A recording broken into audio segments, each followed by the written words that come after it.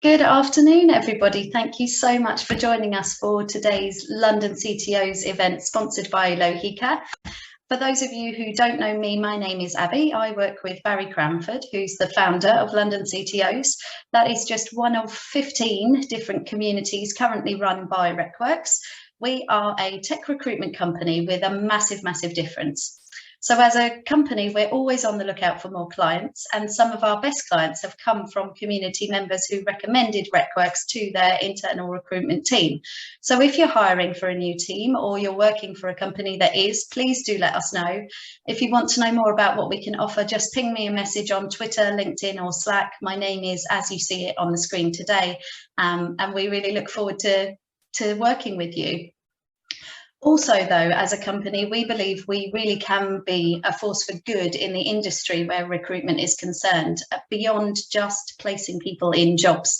We have a particular focus on learning, mentoring, and personal development. If people want to learn and others want to share their knowledge, we are more than happy to connect with you through our communities and events. We see this as giving back to those we've worked with in the past, but also paying it forward to those we hope to work with in the future. Earlier this year, we made our 4,000th introduction through our Meet a Mentor program. We're really excited about that and look forward to seeing it 5,000 introductions through that. As I've already said, we love to give opportunities for people to connect, and this event is part of that. If you want to know more about any of our communities, please do get in touch with myself, Barry, or Helen Lewis if you know her, and we can take it from there. So today's event, I have some questions for our panel, which is made up of Ben, Sergey and Peter. They'll introduce themselves in a moment.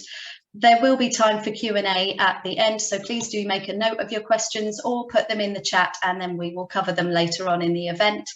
There will also be an opportunity for breakout rooms for a more informal chat once the event has officially closed. So if you want to continue your discussion with our panelists, that's your opportunity.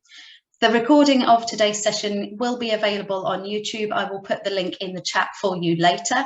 But with no further ado, let me allow our panel to introduce themselves. So Sergey, over to you first. Thanks, Abby. Hi, everyone. I'm Sergey Soloviov. Thank you. Delighted to be here. So thank you for having me. I am Director of Engineering at Lohika. Lohika is providing outsourced engineering services. So in my role, I get to work with a broad range of teams and clients, helping them integrate well. In the past, I led technical and cross-functional teams, headed up product and technology arm at a startup, built a capability for them. And these days, I also enjoy contributing to the community. So London CTOs are very helpful with that. Thank you again. Fantastic, thank you. And next, Ben, go for it. Thanks, Abby. I'm also very excited to be here. Thank you for inviting me. I am the CTO and co-founder of SuperThread. Probably no one has heard of us yet. We're kind of early doors. We are building the next generation issue tracking and wiki tool. So yeah, I mean, I'm very passionate about kind of what I call the meta of software development. So which is why I kind of like embarked on this journey. And if you are too, we'd love to hear from you. So we've got a website. You can go ahead and kind of sign up for early access and give us some feedback and your thoughts on what you think is the best way to kind of ship and develop software. So yeah. Excellent, thank you. And finally, last but not least, Peter. Thank you, Abby. Yeah, likewise, really excited to be here. This is a fascinating, I think, under-serviced topic. So good to be chatting with other like-minded folk. I've been in software about 19 years. Started as a developer, having developed for a long time. I've been fortunate to have moved into management positions for the last 9-10 years of my career. Also seen different elements of software engineering from kind of large services companies to the likes of Oracle, which I won't say any more about, and then go on to kind of smaller startups and some VC advisory. So seen lots and lots of different areas and lots of different teams. So I've been very lucky in my career to have done that. So yeah, looking forward to the discussion today. Brilliant, thank you so much. So that's who we've got speaking today. I'm really excited to hear from you all. Obviously, today's topic is fostering proactivity in your engineering business. So for starters, let's just discuss the term, if we could, proactivity. So in the context of an engineering team, can you define for us what proactivity means to you and maybe give us an example of what that looks like?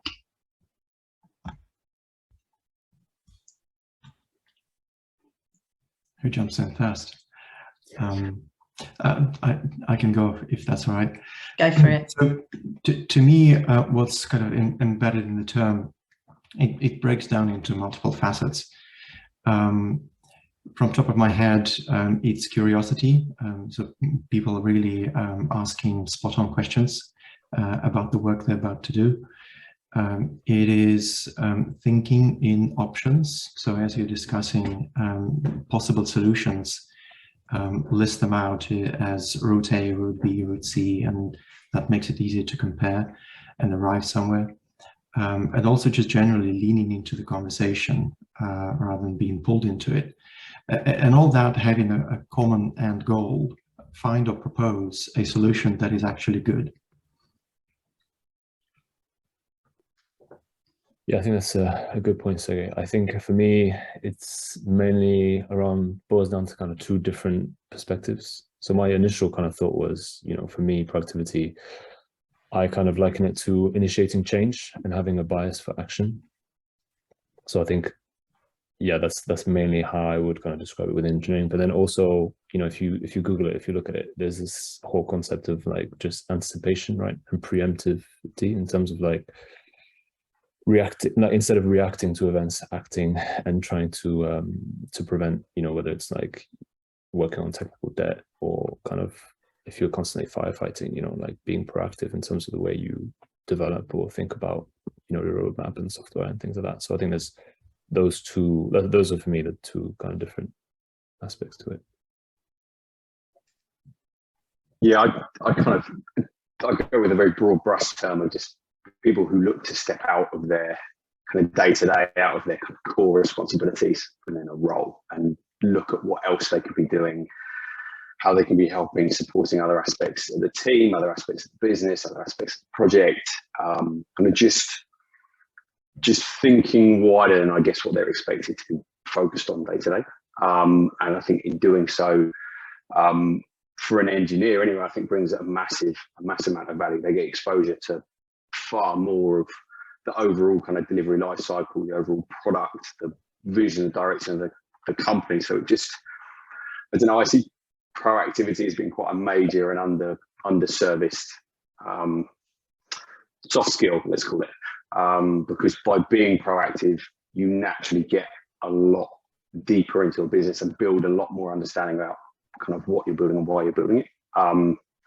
If there's an example or two, I think something as simple as a QA, reviewing a feature, reviewing a use case, and then actively pushing back on why is it done this way? Have you thought about this? Actually, what's the business trying to achieve with this feature? And is there maybe an easier way or different way of doing it? And then just through to something really simple like an engineer wanting to be the person to onboard the next engineer onto the project and wanting to take the time to walk them through the release cycle and some of the processes and some of the documentation, etc. So I think proactivity can be really big and really grand, or actually just in really, really small little details that people can get involved in. Great, thank you so much for your thoughts there, guys. That's really helpful for me actually, just to understand what that would look like for you. So I think you've touched on this a little bit, but what are some of the benefits of having a team that's proactive? And similarly, is there a downside sometimes to having proactivity within your team?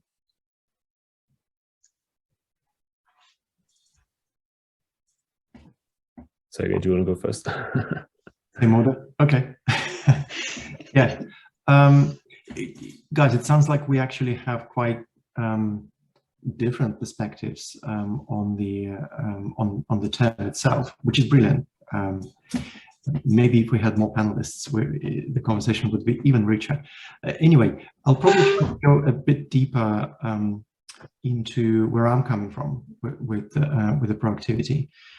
I think one of the key kind of points or threads there is a situation where engineers on the team are able to make their own decisions about the solutions they're building, because we all know their job consists of like hundreds and thousands of decisions, small ones that amount to a grand goal. So to me, it seems to be a good thing ultimately to enable them to make decisions themselves without validation necessarily, and those decisions be correct. Like if they make decisions and they're right about it, that's where you want to be. So the benefit for the organization in this sense is a reduced overhead. If you don't feel the need for micromanagement, and if you're able to move away from being a feature factory in that sense, then that appears to be a worth a goal.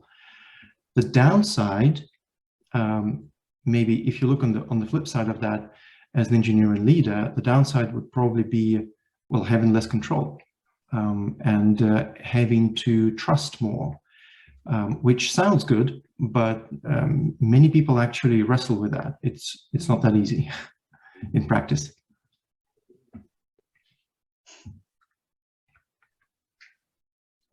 Some very good thoughts there, Sergey. Thank you. Ben, Peter, anything to add to that?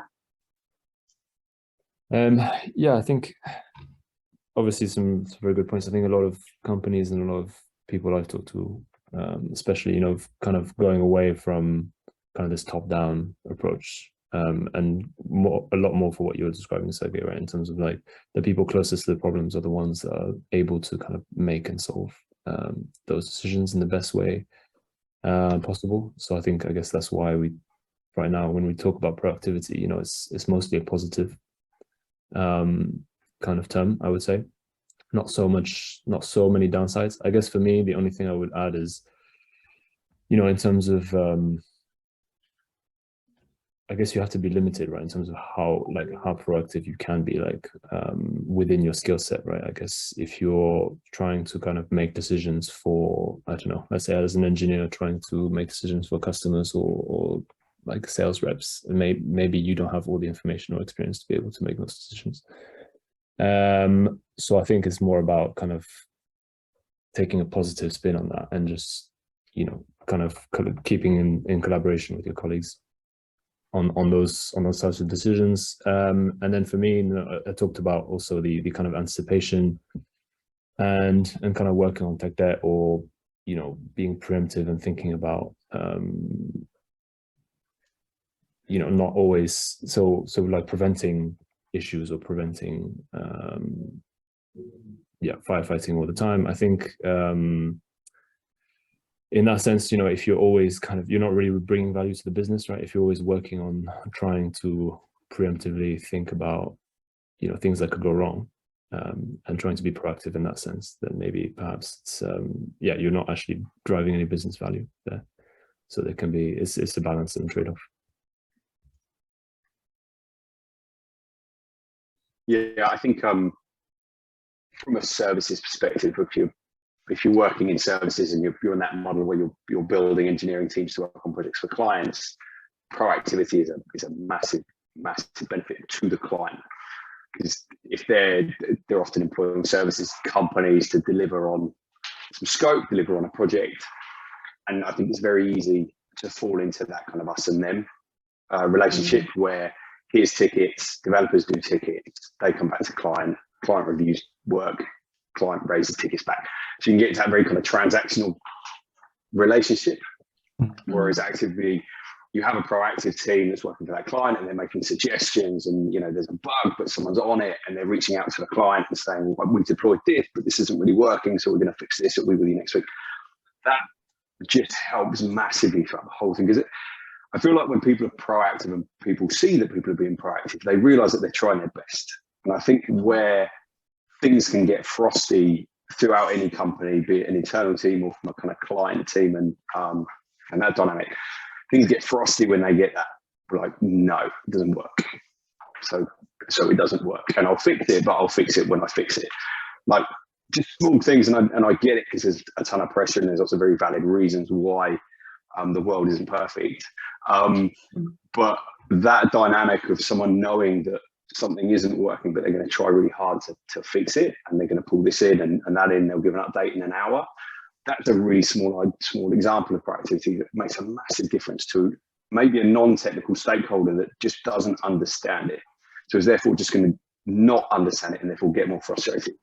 Whereas actually being seen to work closer together, I think just smooths out a lot. And when things are a bit smoother, then little bugs and little things become less of a big issue because actually that relationship is better. So from that side, I think it's really big. And then I guess flipping it more to a kind of internal kind of product focused company, having proactive engineers that are able to want to, I don't know, want's probably a pretty strong word, but work with sales to help them understand a few things and listen to some of that feedback and want to know a bit more around what the client's feedback's going to be and what are they hearing about those features. And again, it just kind of brings people closer together, and in a world where we've got technical people and non-technical people with such a divide, actually proactivity from both sides can help the understanding on either. I think the downside, I think exactly as the other guys touched on, I think there's a risk that you can go too far, and if proactivity, fostering it too much can mean people can disappear to go and work on a new process or try and build a new CI/CD pipeline because it's going to be great, and actually it not be approved by the business or it not be understood to be delivering the value it needs to, then things can get a bit wayward. And I really like the comment about that productivity leading to maybe feature development or roadmap items that haven't been quantified by the sales team, by the product owners, etc., and things start getting a little bit wayward. I'd see that as a potential downside to it. Okay, so it sounds like communication is quite a key thing as well then within teams to obviously to foster proactivity but also keep it in tow where it needs to be. What would you say are some good ways of being able to encourage your team to become more proactive? Like if they're a bit reserved or just hold back on ideas or things, how can you encourage them to be more proactive?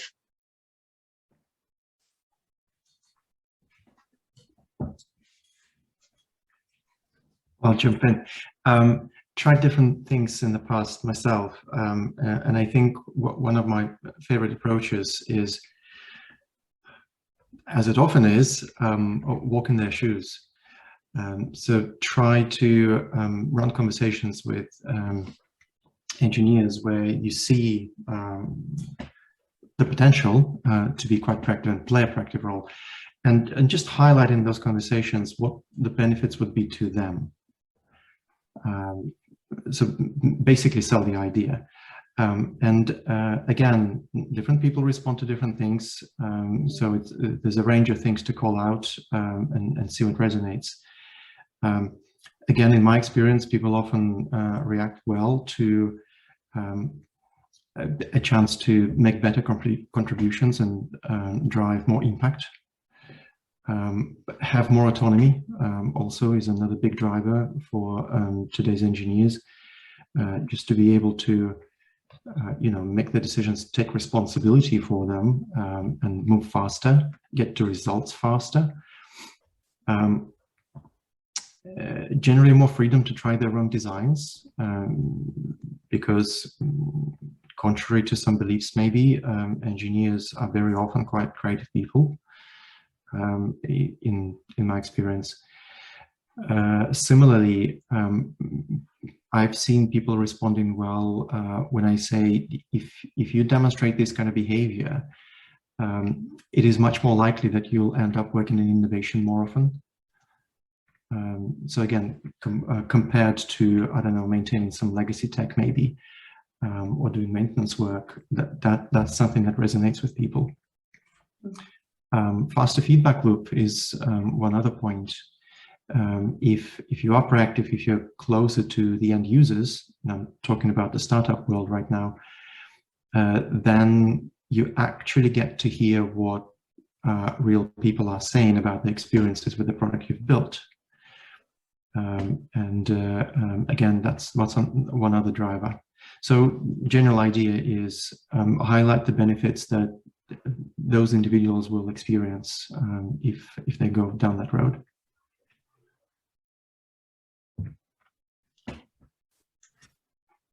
Yeah, I think actually something that Peter raised just before as well, it kind of leads, fits nicely into this as well, in the sense that I don't know if you've seen or heard of kind of Spotify. I mean, everyone talks about the Spotify's kind of model, right, of like organizing teams, and they kind of came out with this whole document about squads and things like that. And I think, you know, there is the risk of when you're not aligned, right, people can go off and do their own thing. That's the risk with productivity, right? If you give people the power to kind of do that, right, everyone needs to be aligned, and you have this kind of magic quadrant. I'll send the article later because it's really nice visualization of that. But I think in that sense, kind of autonomy and ownership, you know, is really important, in the sense of like, when you're building these multidisciplinary teams, right, you kind of give that ownership to that team to run that service, which kind of makes them, you know, because they have the ownership, makes them more proactive, in the sense of like, they need to make sure it's up. They need to make sure their customers are happy with that particular part of the product, right? Things like that. It kind of like brings them a little bit outside of their perhaps comfort zone. And that's a shift that we've seen, I guess, over the last few years. So for me, that's one thing. And yeah, then I guess one thing that we've done, and you know, I've worked in startups for quite a while, is we obviously try to reward people, not just, you know, verbally, in terms of like calling out and rewarding people for being proactive, and kind of we do repeat this, you know, within our retros and things like that. But we also, I guess, try and align our KPIs or OKRs when it comes to this. We think about equity, right? Equity is a really good incentive in terms of giving, especially for startups, right, giving people that kind of feeling of ownership and drive of how can I bring value to the business, right? Yeah, and finally, just it's also about planning and allowing room for people to kind of have the time to be able to do this, right? Because if you're, as an engineering team, just constantly focusing on like a million bugs, you're not going to have time or even think about like being proactive, right? Yeah, I think it's it's a culture that takes work and needs to be kind of fostered.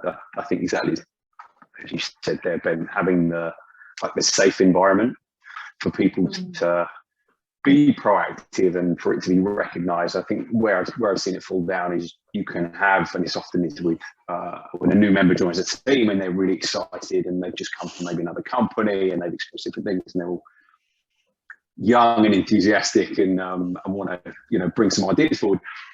When they get shot down, maybe the first or second time, like you can see that proactivity kind of wind back in.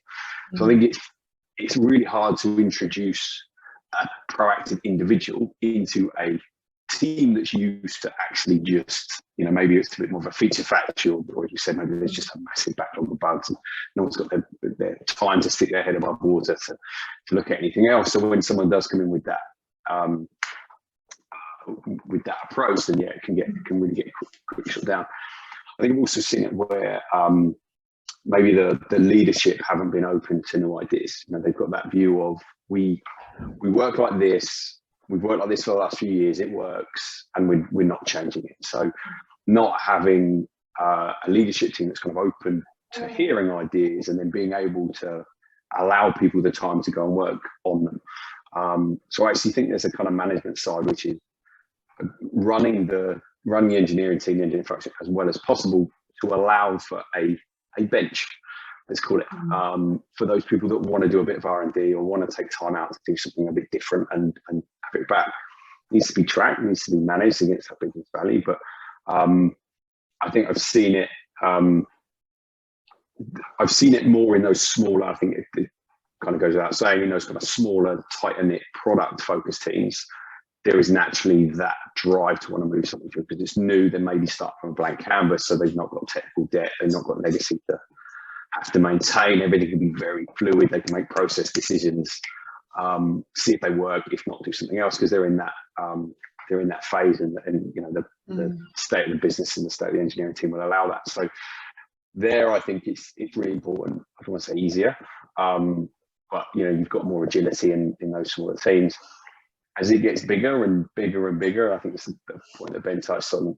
When you have then dependency between large teams in working in different areas of the product, some maintaining legacy, it does get harder, and everyone can't be proactive because you can't have that constant change. You need some maturity, you need some rigidity in process. I think I've seen it at the most extreme end where it was an incredibly large engineering team, 1,200 people plus, and everything had to be so rigid. There wasn't room for productivity. And it's almost just an acceptance of that's how that engineering team had to run. Things had to be done by committee. It was hard to foster that sort of constant culture. So it suits, I think it's like everything within software, it suits different teams and different environments better than it does others. And some, I think it's just an acceptance that you can't have massive amounts of productivity and massive amounts of innovation, let's call it, because actually the software product you're maintaining or the work you're doing doesn't necessarily line up to it. But I guess wherever possible, prioritizing that safe environment, that culture of innovation, that management upwards of allowing time to for people to bring ideas forward and actually action them and see them through. I think that's a great way to start any engineering team and any product team. Actually, can I wanted to support this point, Peter, about providing safe environment, because I do believe it's a really powerful driver, and I've seen it happen as well. It's providing this room for people to try things and fail, and not be punished for it as a consequence. Yeah. I think that's what people really, really appreciate. I once had an occasion, an instance where this happened on my team at an early stage startup. For those that have tried it, the pace is always fast. There's always a deadline, so people are trying to achieve results all of the time. And that can create an illusion that you have to be right 100% of the time. But what we've tried at one point was implementing a proof of concept and giving it to just 2 people on the team. It was a designer and a front-end engineer, and those guys decided suddenly to work a bit differently. Rather than doing a design up front and then trying to implement it in the front-end code, they worked simultaneously. They literally, the whole day was an online conference call. They were not in the same room, and they just looked at the code together, and the designer was guiding the engineers in that sense. And I think the power of that was that it was held as a very visible experiment to all the other people in the open plan office. And it doesn't matter if this particular experiment was successful or not, but what it did was led with an example. Other people looked at that and said, oh, I can actually do it in this place, so I'm going to try tomorrow. And we saw it happen over and over. I think it's a great point, because I think there's some salesmanship as a leader as well that allows that to happen. Like you say, doing it in that open plan office, intentional or not, kind of sold that concept to the rest of the team and got them excited about the ability to do it.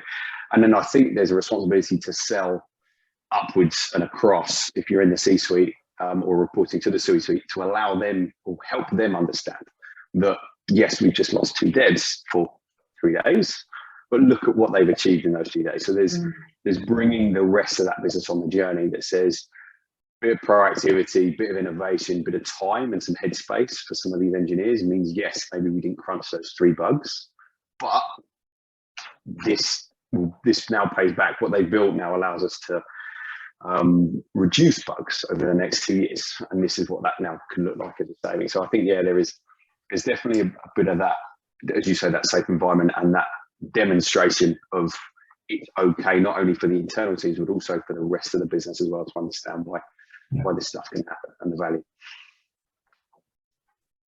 Yeah, so actually you talked about, open plan and things like that. And I think, the switch to remote and more remote work has actually made productivity even more of a, I guess, not a need, but something that's I guess for me, it's a bit harder to kind of encourage and foster in the team, just because you don't get to kind of interact with people day to day, and you don't have the same kind of buzz and atmosphere that you get in an office. So I guess, yeah, I don't know, Abby, if I'm allowed to kind of come in and inject some questions into this, but I don't know how Peter and Sergey have found kind of the switch to remote. Has it kind of like thrown some? I agree. Actually, I think it's a really good point. It's much harder to be proactive over Zoom than in the daily stand-up, where ideas would face to face would fly and people would grab a pen, whiteboard some stuff. Like there's just those little barriers that make it harder for sure. Actually, I think the company that I think I saw the least affected is actually the much more rigid one, the much larger, kind of more of the machine. That was kind of built anyway to not need that innovation as much. Things were far more mature, far more rigid, much larger scale, which meant actually going remote. Everyone kind of worked from Jira anyway, even if it's kind of sat next to each other. The processes in place meant that they were still kind of working through Jira, because things had to be logged, because you had 4 BAs and a team of 25 engineers in total. So actually, as that one moved fully remote, the impact wasn't as much. But 100% in the smaller, kind of more product focused ones, without trying to go too kooky with it, where we were trying to do kind of Miro whiteboards and little kind of sessions at the end of the week where we'd send different engineers little crates of gin or beer, and he or she would join and we'd try and do a little innovation session at the end of the week. There's little things like that which I think helped, but yeah, no doubt, I think proactivity is one of those things which hurts with the whole kind of switch to remote. And yeah, I'd be really keen to hear any techniques that people used as well through that period to help out. Similar observations. Yeah, it is harder. Zoom calls are such a great hiding place for people. I think the way to tackle this, probably, at least that's what I tried, is it just requires a bit more deliberate facilitation. So more prompts, more nudges for people to feel comfortable that, like, it's okay to step up, raise a hand, speak up, whatever it might be. In my own experience, and I've actually been working like this because I have been working with remote teams for a long time before COVID as well. So I developed a habit of over communicating. So saying things out loud, even if they are obvious, because saying things out loud get people's reactions. And if suddenly someone in the group was running with different assumptions, they would actually speak up. Yeah, anyway, may not be the recipe for every kind of situation, but that worked for me a lot in the past. Yeah, just to back you up there, Sergey, that's exactly what we do in RecWorks as well, because most of our team do work entirely remote prior to COVID, and then since COVID we've all worked entirely remote. So we've got the same phrase is, over communicating is better than not communicating enough. Like, because at least if you over communicate, everybody knows exactly where your head is at, and then everybody can chip in and say, oh, well, I thought it was like this, or can you explain this to me then, because I've obviously misunderstood. And it just, yeah, it fosters that good communication between everybody, despite the fact we don't actually physically see each other in an office environment pretty much ever. But yeah, definitely, yeah, communicate seems to definitely help us. So I think you touched on this already, Peter, but it is one of the questions that's been submitted today. So how do you factor proactivity into recruiting, hiring, and onboarding processes? When you're looking at that side of things, how do you factor in either getting someone who's proactive or finding out that they are, and how that could fit into your team? What does that look like?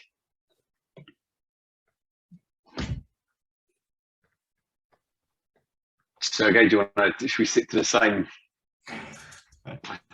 Our roll call seems to be working pretty well. Yeah. So multiple people are involved in the process, and I think that there may be different suggestions to each role here.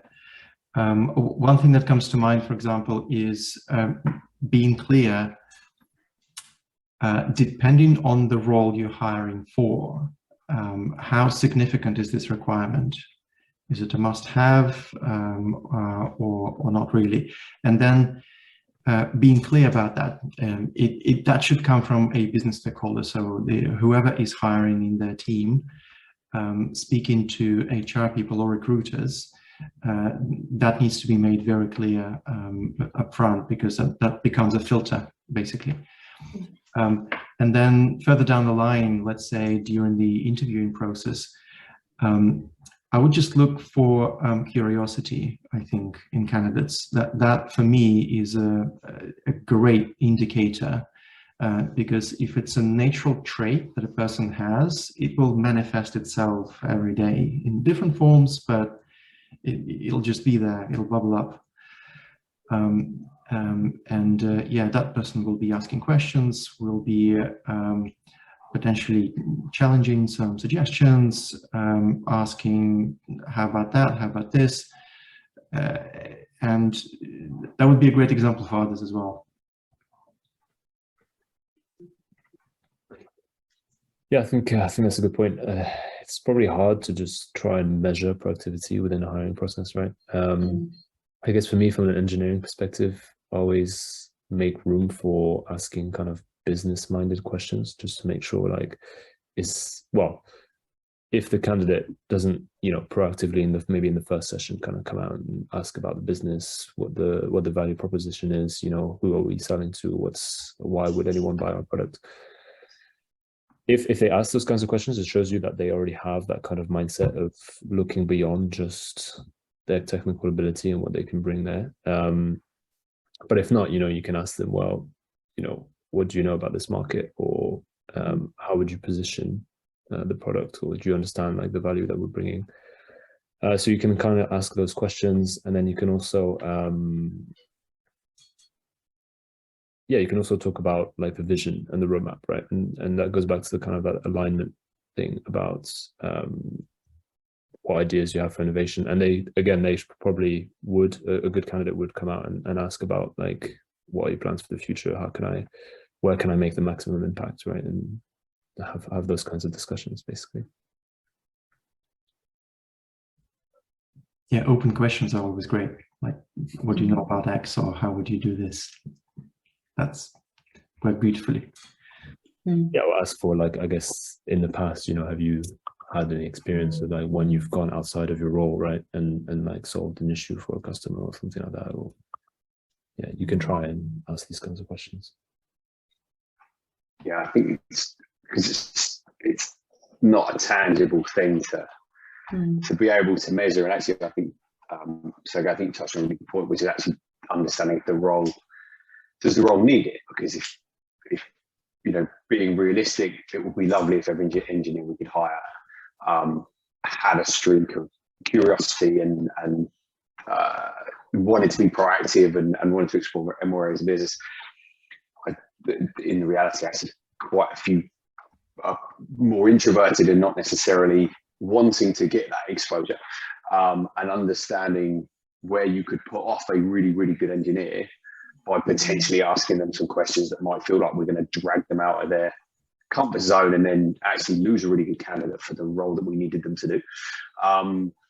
That, I think, is a really important consideration. I completely agree. I think the open questions are the best way to understand and try and use them more in an environment that allows you to understand if this is an engineer that will work better in that proactive environment versus actually one that maybe won't. And then it's more of a decision after you've hired them as to how you can then nurture and manage that employee. Because if someone has that spark of curiosity and that spark of I want to say proactiveness, but I don't even think that's a real word. But if they have that, and then you go and put them in that legacy team where they're maintaining an ERP that's 25 years old and no one dare touch the code, then what you might have done is just stifle what is a really, really good developer or QA engineer that could go on as part of the product team or the feature team and go and deliver, some amazing things in an environment that they're more comfortable in. So, yeah, I think it's an important consideration through the process to try and gauge at the end where we think this engineer would sit in that. I think things, try and asking questions to understand their business acumen or how maybe commercially they're minded are, or how much they're kind of invested in the product is a good one. I also think examples in the past based on maybe what excites them. So first trying to understand if they're not maybe business minded or curious in that area, they might be really, really enthusiastic about DevOps or documentation or certain standards, in which case you can then pry a bit further into that to help understand where maybe they've been quite innovative or where they've done maybe small things in the past, which to them actually didn't mean much. I think sometimes you have to really extract this out. Sometimes it didn't mean much to them. They don't feel like they're doing anything great, but actually what they demonstrated was they completely rewrote the CI/CD pipeline over a weekend because they were fed up with it breaking all the time.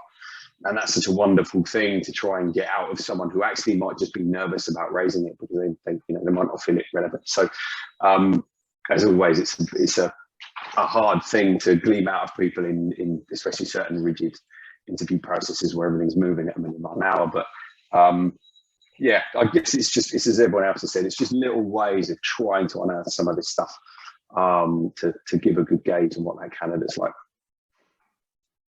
So getting as best as you can, like you say, within the constraints, a good idea of their kind of character and their adaptability, for example, would be a good way maybe to kind of gauge whether they'd be more suited to a slightly more proactive team or a slightly different area, depending on what, like you say, what role you're hiring for. Yeah, and I think it's a harder one to get to because it's not like a technical test where it's right or wrong or good or bad. It's much more of a process of trying to extract this and get a feel for who that person is and their character and their traits, which during that interview process it can be extremely difficult and require some digging. But I don't think there's or certainly I've not come across like a framework or a structure that nails it, like you do this and then you get that view. I think it's just one of those ones that as you're going through the process, you start to get a feel, and maybe it's one right at the end of the process where actually, you're more certain that this is going to be the right sort of engineer that you need to hire, and this is just one of those kind of final areas where it's a much more open chat, much more of a conversation rather than if you give me the wrong answer, you're out of the process sort of thing. I just remembered, if I may, one other trick that I've seen in practice during interviews as well. Early in my career, I had a boss who coached me, and he invited me to sit through the job interviews that he was running. And he caught me by surprise when during the interview they were talking about the job responsibilities and experience with the candidate. And suddenly he asked a completely unrelated question, like, what do you think of the current president of the United States? And I think that can be a great way to push someone out of the comfort zone, just to see how they behave in an unexpected situation. And also shows if they say something that actually makes sense, then they have an active position in life in general. And that's the trait that they can bring to work as well. That's great. I hadn't thought of that. Thank you. That's really good pointers you guys are coming out with. So we have reached our time for Q&A from the audience. Does anybody have any questions? If you do, feel free to put them in the chat. I haven't seen any drop in there as of yet. So I do have a couple of questions to keep us going, but if you have any questions so far for Ben, Peter or Sergey, please do put them in the chat and I will refer to those once they're there. But can any of you give us an example where having a proactive team has really helped your business? I can talk about someone else's business. Yeah. So that's an observation I've had in my time with Lohika, where we provided an engineering team for a client. It was a startup, relatively early stage, coming on to the scaling phase type of company. And so when the team joined, obviously a whole group of engineers joining an organization that has been running already for some time, they found that this was a pretty chaotic environment. And for the client, it was a relatively new experiment as well. So they were kind of small in size, and they could get away with very little process. And suddenly they had to communicate across a much bigger group. What happened, I didn't expect it myself, but the team lead on the team came forward and started making proposals around how to set up the communication process, the working practices, more importantly, how to set expectations on inputs that the engineers would require from the client's product people, effectively established a definition of ready. And that unblocked a lot of progress in the team, because suddenly there was something to align around, and people had some common language to communicate. So that's one thing that comes to mind.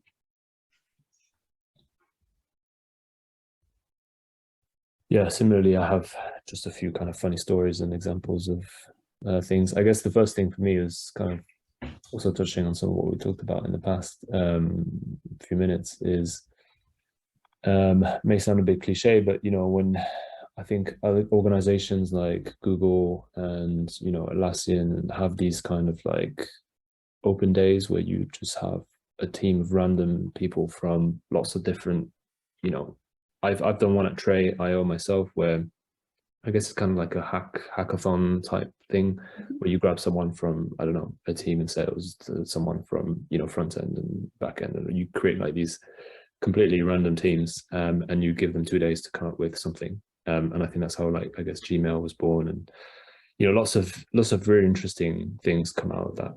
So I just wanted to mention that as like one example. But I think another kind of more kind of engineering funny story is I met someone, I think who was working for The Guardian, one of the leads kind of front-end people at the time.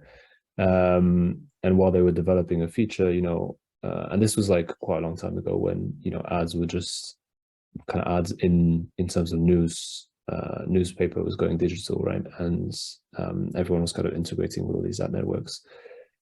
They thought to actually make it not a requirement to load the ads for the whole kind of articles and pages to load. So when all of the ad network went down, they were the only kind of news site that was still up, sort of thing. So that was just like a funny example of where you know, thinking ahead and being a bit more kind of preemptive and anticipating kind of where things could go wrong. Actually saved the company a lot of money.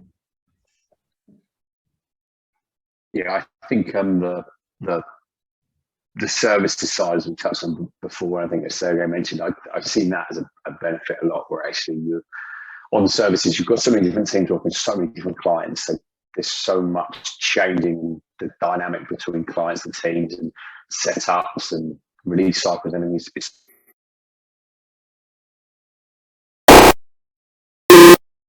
where actually they're working with a client, and their last client was over here in maybe a completely different vertical, completely different sector, but how they did things and how they structured a release or how they wrote their release notes, again, just small things, as they come over to start new projects, part of this new team, seeing them bring these ideas forward, seeing the client recognize the value in those ideas, and then implementing those ideas, seeing it from both sides, like how happy the client is that as a services company, you're not just body shopping, you're not just giving people, software engineers, to other companies to just churn out code. It brings that partnership closer together. So all of a sudden then we're a trusted advisor, and we've got real skin in the game, and the teams now completely trust each other, and they're actively working to make that business better. That's massive for any services company. That's the exact relationship that you want with your customers and your clients. But also seeing it within the teams as well, because that engineer, I use it as a real life example, that engineer that came and introduced these new processes, which then the client was really happy about, And then seeing how happy the client was, seeing how happy the team was, and then seeing how happy that one engineer was, that they just brought an idea through that now 35 people have all just recognized that it's made their lives easier. It's just a wonderful thing to observe. So yeah, I think there's a bunch of value, and also, dare I say, it's not maybe expected in engineering disciplines to have as much proactivity. So when it is seen and recognized, I think it's I think a lot of people respect that and see the value in it. Excellent, thank you. We have had a question drop into the chat, so I'm just going to read that for you guys to ponder and then answer for us, if you will. It says, I tend to find that in many architecture meetings, only a few people will proactively make suggestions, and most others will remain silent unless pulled into the conversation. So what can be done to encourage more participation from those who normally don't?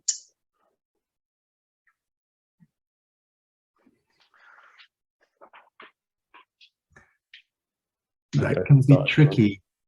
Oh, go on, sorry. It can be tricky because it taps into what comes naturally to people and what doesn't. My answer may not be the direct answer to this particular question, as in how do you encourage more contribution during the meeting?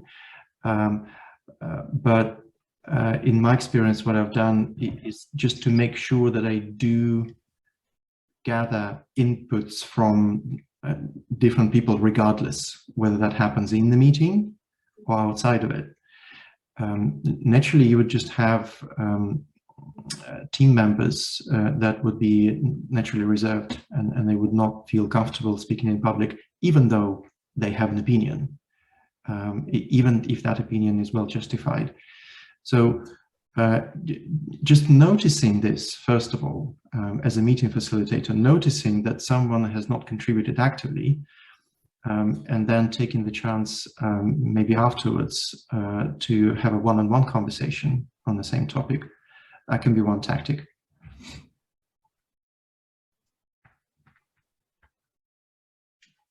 Yeah, I was just going to say, for me, in the past, it has happened, and it always depends on the situation, right?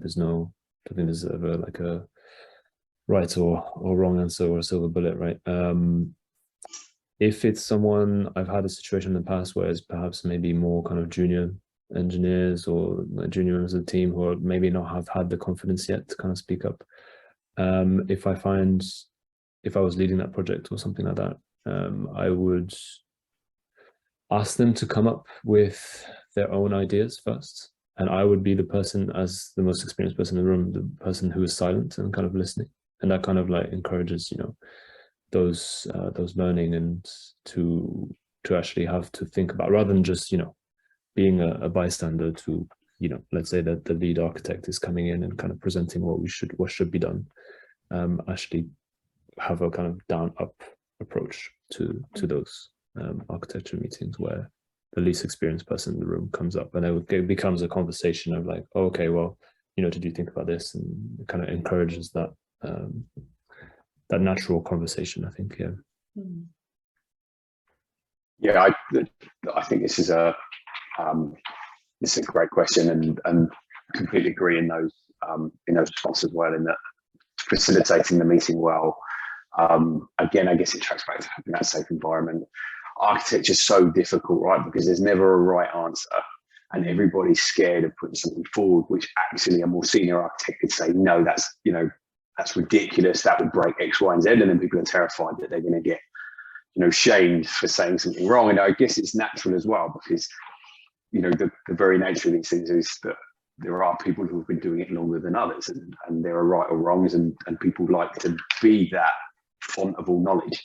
But having that font of all knowledge in a room where other people are trying to put ideas forward and get shut down is not a good thing for anybody. So I agree in that having people work on their ideas first, like frame what you're there to discuss, to allow people to prepare, I think is really important. Trying to avoid that kind of picking on people who are quiet, because then you, in some ways, you can fuel their anxiety of turning up to that meeting next time about just being randomly thrown in and expected to put an answer out which others could say is wrong. I think it's just a human element to that. But I think, Ben, as you touched on as well, having people work on ideas, facilitating the presentation of those ideas, and in some ways pairing people, so not just having the senior architect have their idea that comes through and then ultimately that kind of trumps the others. Having that senior architect not allowed to put an idea forward, they're there to mentor 4 or 5 other people and their ideas. So you almost have that senior architect critique the ideas first one-on-one with the people, help them understand, and then it's all played back to understand why there are different approaches, and why one could work and why one maybe couldn't, and the pros and cons of each.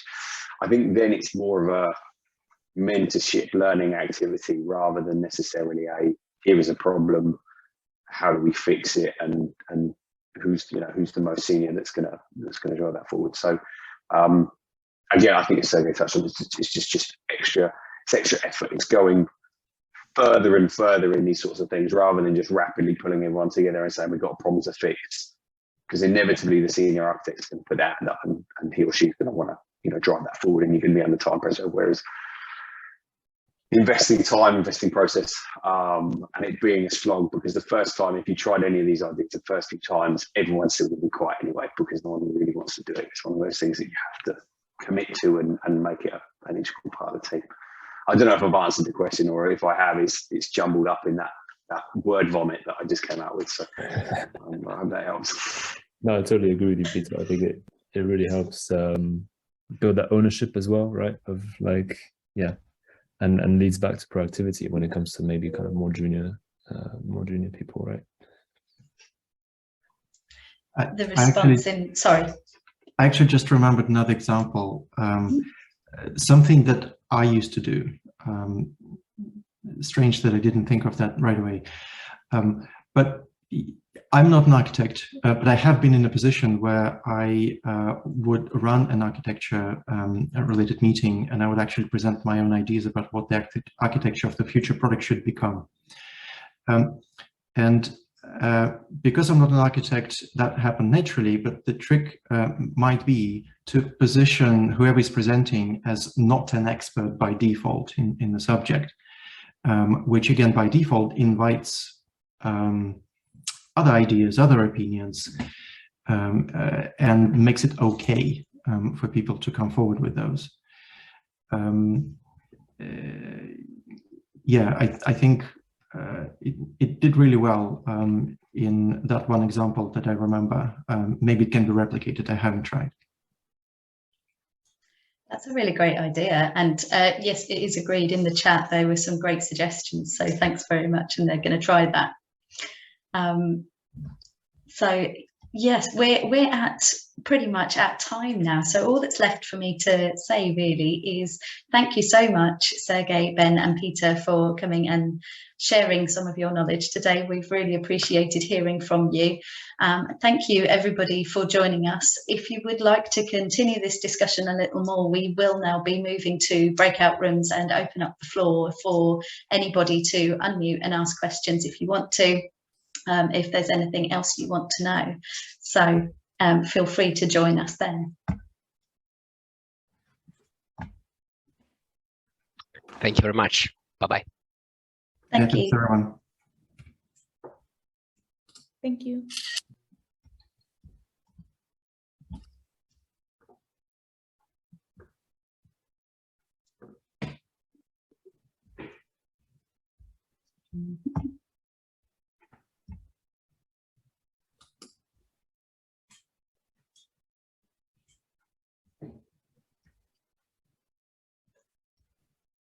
And it's just us. Does that mean we don't need to do breakout rooms? I would guess so, because all the participants have gone. They've obviously, a lot of our events, because we say they finish at 2, they like yourselves have meetings to go to as well. So sometimes they stay on for the breakout room bit, sometimes they don't. So but yeah, thank you so much, guys. I think that's been a really great event. today. I only got to not ask one question, so that was all right. So it's always good to not get through your questions, I think. So absolutely. Thanks, guys. yeah, great. Yeah, thank you so much, much. everybody. Have a great afternoon. Enjoy the rest of your day. Thank you. Bye-bye. Bye.